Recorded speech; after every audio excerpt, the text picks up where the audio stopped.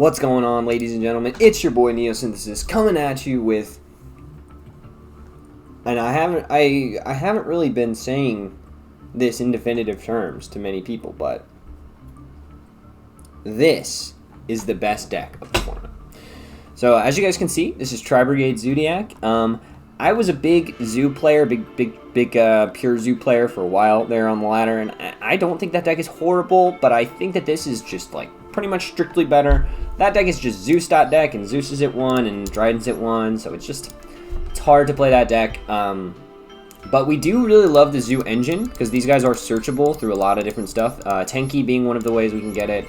You can get it off of Shirag as well, so this deck is really, really awesome. The Link cards really are good. This is like my first, like, quote-unquote Link deck that I've played. So I made a lot of mistakes when I was first playing this deck and, like, putting stuff in the wrong zones because I wasn't paying attention to arrows. And it's stuff that you'll probably encounter if you do try to play this deck and you haven't been a big Link player. Maybe you took a little break like I did. But without any further ado, I think it's time to go ahead and get into the card for card. I'm going to start off with just talking about all the hand traps. So I run 3, 6, 9, 11 hand traps, which is a lot. But I feel like we've pretty much gone over all the reasons we run the hand traps. Maxi is just the best card in the format, bar none. So whenever you guys hear me say this is the best card of the format, or this card is like God card, yeah, no, it's not. Every card pales in comparison to Maxi, so if you hear me say a card is good, not in comparison to Maxi, because this is like the best card in the game by far. So we run 3 of that because we crafted those first because of course we did. We run 3 Ash because boom, Ash is like another really good hand trap. We're running 3 Infinite Impermanence because it's really, really strong going first as well as being a hand trap for you. So yeah, we like Imperm. It's better than Valor because it can't be called by, and we don't need the light in the grave for anything in this deck. There's no like weird interactions with Valor. Some decks Valor is better in, but not this one. Imperm is definitely the better call. Okay, and then we run 2 Nibiru. So there was some internal debate with me and wanting to run 3 Nibiru, and I did have a 41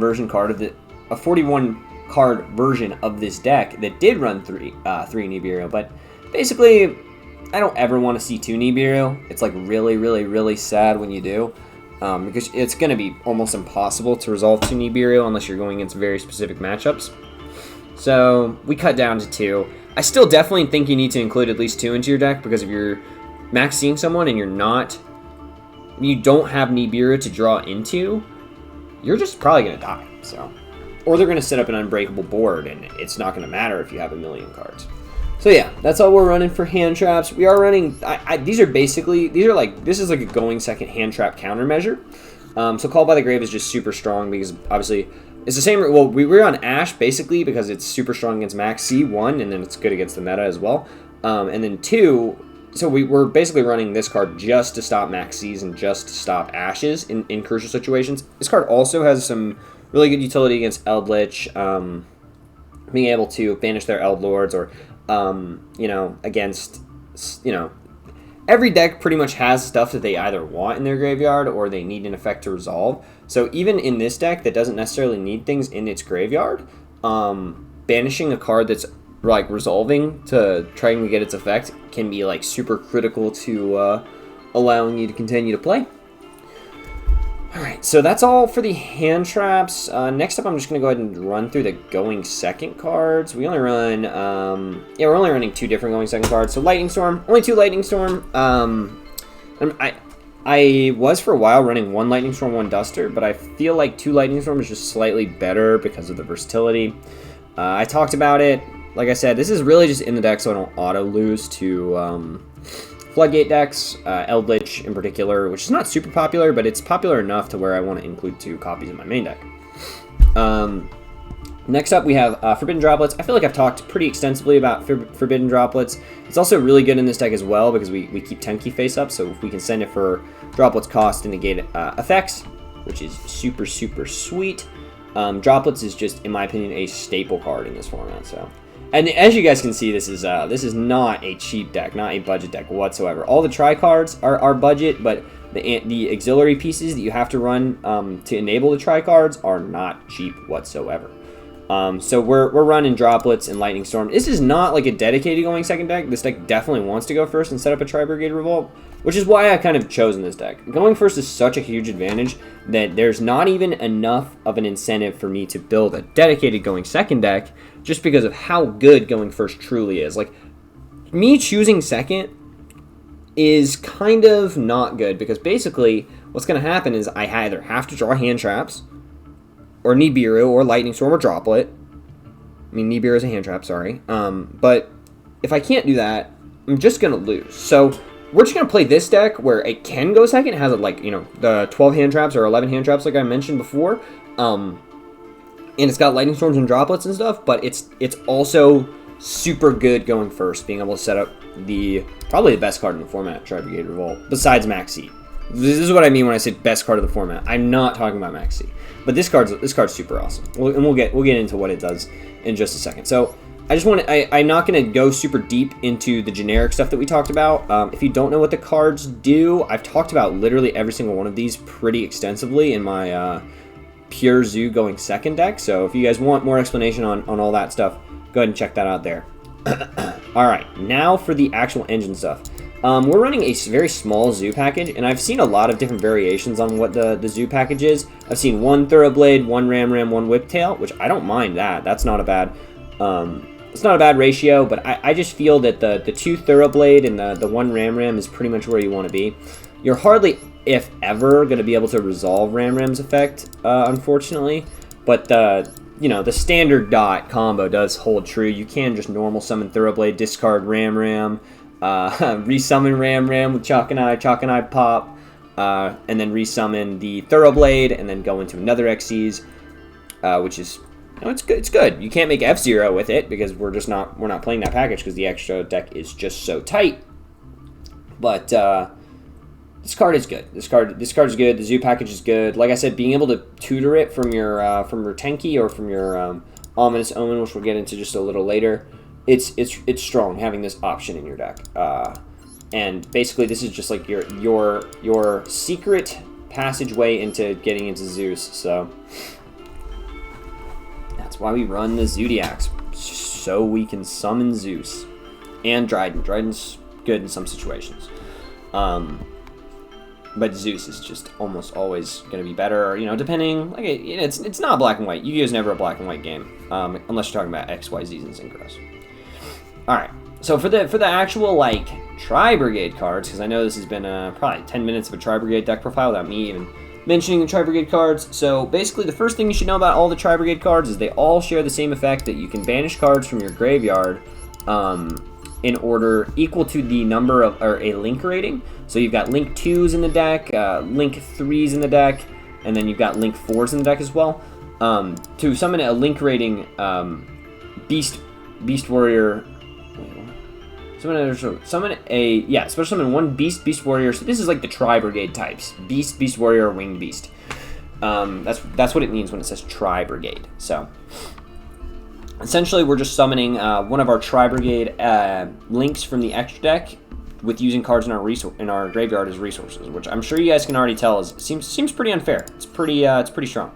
And then we'll get into the ratios of these cards, and we'll talk about the specific effects, but basically what you need to know is that there's Tri-Brigade cards that get effects when they go to the graveyard. So they all share that same banishing effect, where they can special summon the card from the extra deck, but some Tri-Brigade cards, like Nerval and Kit, they get effects when they're sent to the graveyard. So for Kit just sends another card to the graveyard. So Kit is pretty much always going to send Nerval unless you've gotten a Nerval search this turn. And what Nerval does is, well, I kind of just spoiled it. It searches a card when it gets sent to the graveyard. These cards are really cool as well because you can order chain links in order to protect certain cards from Ash. So if you make Nerval chain link 1, say you really need Nerval to go off, and you make Kit chain link 2, your opponent cannot Ash the Nerval. You can search whatever cards you need, but they will be able to Nerval or Ash your Kit, which they probably won't want to do anyway because you're already resolving Nerval. And you can't resolve, you know, more than one. I feel like every card in the game is pretty much a hard once per turn at this point. Or at least as the new cards come out. And then for the other one, we're going to run Fractal. Fractal is super important because Fractal basically just says we can send this card from our hand or our field to the graveyard, and we can send one tri-card from our deck to our graveyard. So, as you guys might have already seen the synergy basically starting to pop up here, we want cards in our graveyard. We want to fill it up so we can link summon using cards in our graveyard. So this card's super, super critical to that. You know, Fractal discard Kit sends Nerval. That's going to get us a search, and it's going to set up 2 Tri-Brigades in our graveyard. And typically what you're going to be searching off Nerval is Chaos. So Chaos is the same pretty much thing as all the Tri-Brigades, where we can special summon a monster by banishing. But the beauty of Chaos is that instead of discarding himself to send cards from our deck to our graveyard, we discard a Beast, Wing Beast, Tri-type card to special summon himself. So he is essentially just like a great, amazing, searchable extender that we don't have to use our normal summon to start linking into stuff with. So Chaos is really good. We only run on 2 because we're searching him out 24/7. This card's way better to draw because it's just a 1900 beater. And then we also are not as susceptible to max C when we use this card. As I think I showed in the last replay, where I normal summoned. We can also normal summon Chaos and do the same thing, but it's only a 1200 as opposed to a 1900, excuse me. And then this card is searchable off of Tenki. So, beauty, beauty, beauty. I think this is the only Beast Warrior main deck. Yep. And there may be more. I'm not sure if there's more tri cards, but these are the only ones that we're going to run. Yeah, that's essentially it. You guys already know what Tenki does. And then finally, the reason we're playing this deck is Tri-Brigade Revolt.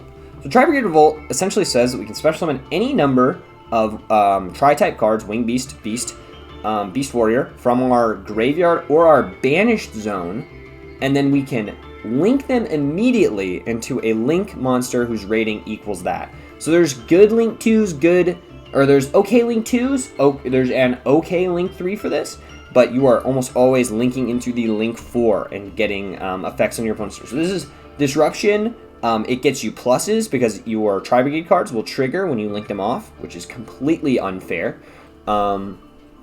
Yeah, I don't really have too much else to say about Tri-Brigade Revolt. I think there's an argument to running 3 because you don't hate drawing this card, but through testing, I mean, I played probably like 100 games of this, maybe, I don't even know, maybe 50 games.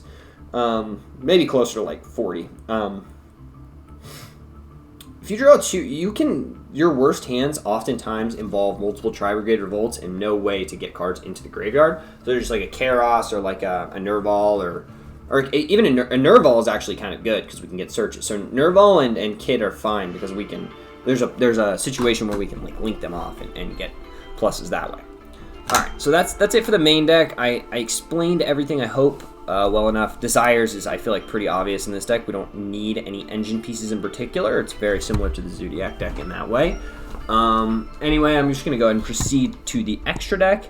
So we're running a very small zoo package. We run the 1 Tiger, 1 Trident, 1 Borbo, 1 Chakanai. These are just essentially, they're either going to be material for Trident or material for Zeus. There's pretty much no in between. The Zeus is also technically part of the zoo package, so yeah, that's that. I've talked pretty extensively about all these cards in previous videos, so if you want to hear more about them, go ahead and check them out there. The pure Zoodiac deck would be a good place to hear about all these cards. Next card in the extra deck is a completely crucial card, the card that basically allows us to play, one of the cards that allows us to play this deck. Salamangreat Almirage. We don't care about its effect, just its summoning condition. So 1 normal summon monster with 1000 or less attack. That is going to include Kit, that is going to include Nerval.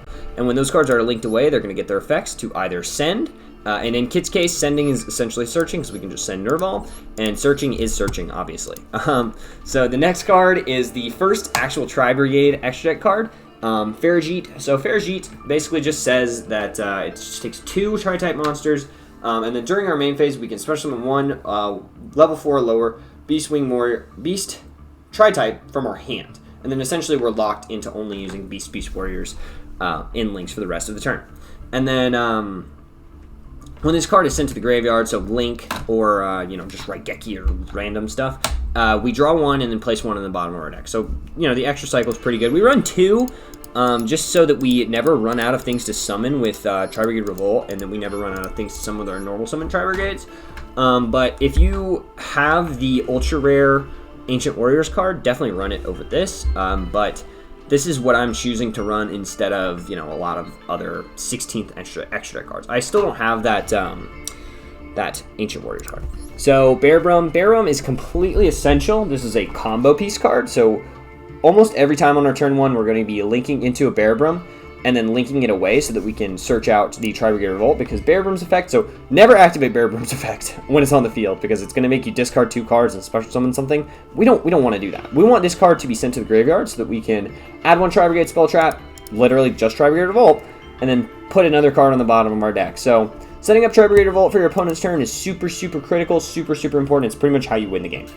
And then we run the Desperate Doom Eagle. So the Desperate Doom Eagle is essentially just here so that we can quick effect target 1 monster in our opponent's graveyard, shuffle it into the deck. It's good against Eldritch. It can be good against Drytron. You know, you just need to know kind of when the opportunity will arise to summon this. But the other reason we run this is that it's a winged beast, and we can I believe Tri-Brigade Revolt is restricted to that. Oh no, never mind. So it's a winged beast link, and we can link with it when we get linked out of all of our other cards. We can link with, essentially all the Tri-Brigade cards will say you can only use, you know, this for link material. So Doom Eagle is kind of a good thing, and then maybe you actually get the 4800 attack in. That'd be kind of cute, right?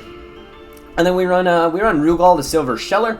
This card is just, the effects aren't too amazing, but during your opponent's main phase, you can special summon 1 level 4 lower beast, wing beast, or just tri-type from your hand or graveyard. So you can sometimes summon another monster if you know your board's about to get blown up and get a search, a proc, something like that, which is pretty clutch. But most of the time, this card is just used essentially to link Bear Brum off so that we can search out our Tri-Brigade Revolt, but you definitely need to play it. Next card we're going to talk about, I guess we'll talk about Omen next. So Omen is just like, Omen is like one of the main reasons you play the deck, so we wouldn't even care about Tri-Brigade Revolt if it wasn't for Omen, because Omen, essentially when it's special summoned, is going to non-target, banish 1 card on the field. Amazing. And then the other part of this card is that, like, if another wing beast or basically if another beast, wing beast is special summoned to our field, Shurag will proc again. No, so Shurag will not proc again because you only use one effect of one of each effect of Shurag, but it will proc on our opponent's. So say we summon Shurag on our opponent's end phase with the Tri-Brigade Revolt, and then on our turn we are able to link summon into like a Ferajit or something. Omen will trigger again and banish another card. So crazy. And then if this card's sent from the field to the grave, or if this card is sent to the graveyard, not even from the field to the graveyard, we can add 1 tri-type from our deck to our hand, equal to the number of your banished tri-type stuff. So Omen is super amazing. Pretty much the reason we run the deck. Non-targeting removal is insanely strong. And then we run Access Code Talker as a board breaker. I'm not going to explain Access Code Talker because this is one of, like, I feel like the most generic XYZs in the game. Same thing with Appaloosa. I won't really explain Appaloosa too much, but monster effect negations. Hopefully you're making Appaloosa with 3 materials so that you can get 3 negates. On turn 1, opening up with an Appaloosa and a Tri-Brigade Revolt set and maybe a hand trap or 2 in your hand, that should be enough to win most games. Anyway, guys, I hope you enjoyed. If you did, leave a comment. I'm always answering questions down there. It's been your boy Neosynthesis. Peace.